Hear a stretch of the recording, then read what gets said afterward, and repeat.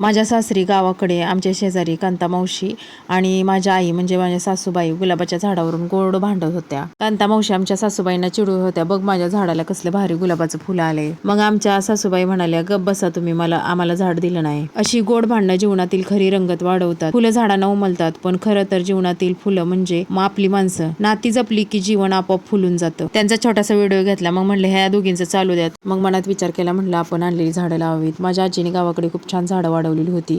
तिच्याकडून मी गुलाब, जास्वंद, गवती चहा, चाफा आणि गुलछडी या झाडांच्या कांड्या आणल्या होत्या. मेचिनी गुलाब, जास्वंदी आणि गवती चहाची तिथंच रोपटी लावली.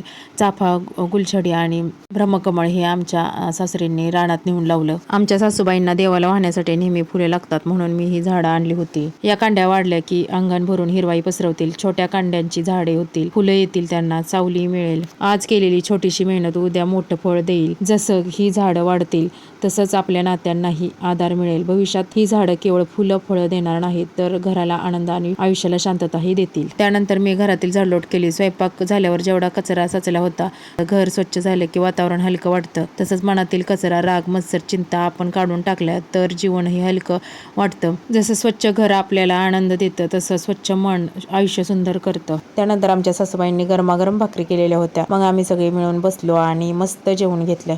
एकत्र बसून जेवलं की जेवणाची चव दुप्पट होते.